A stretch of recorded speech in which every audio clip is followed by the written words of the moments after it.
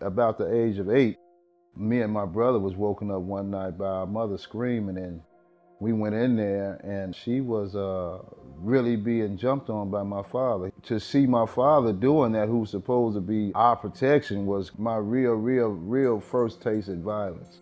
I understood that if protection wasn't finna come from inside the house, we gotta fight outside the house. I need to figure out how to protect us, and so I joined the gang. I was 8 years old. By the time I was 11, I was holding drugs for some of the bigger drug dealers and making $100 a day. I caught my first armed robbery in 8th grade. By the time I was 16, I was a full-blown heroin addict. 19, I was a bum living out on Skid Row. My brother has always been one of my true heroes. He took care of me in spite of what I took them through. So I went into a detox over there and cleaned myself up and went back to the streets and became one of the, I became a pretty substantial drug dealer. In our projects, I was making about anywhere from $20,000 to $50,000 a day. A guy got out of prison named Mr. Williams who wanted to start a youth service in Chicago.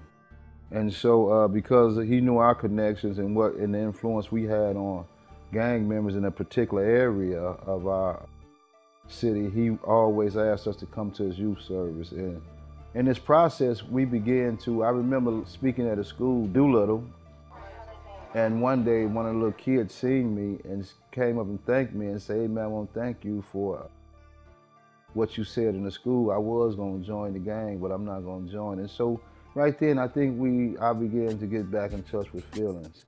Fresno Street Saints was started out of necessity. Me and several pastors were participating in an operation here in Fresno called Bringing Back Broken Neighborhoods, which was ran by Fresno PD. I asked those guys, what would happen if we got together and stayed together in this city for 20 years to make a commitment? What we were faced with was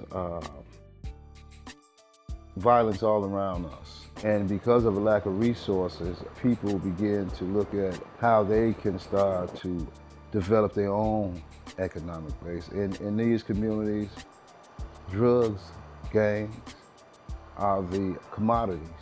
And so our whole ideal is to go inside these communities and recruit the same way we recruited for gangs, and to bring in this new gang called Fresno Street Saints. This is our office, but we're kind of like an organization without walls. We do most of our programs deep inside of the housing complexes.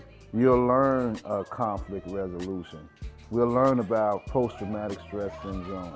We'll learn about parenting, about father, being a leader in the house. And so our whole ideal is to partner and build this deal from the ground up. Instead of looking for people from the outside to come in, we're a faith-based organization, but we work with Muslim kids. We work with non-Christian kids. Proselytizing is not ideal, but we understand that it's going to take a physical, spiritual, and mental deal to heal this community.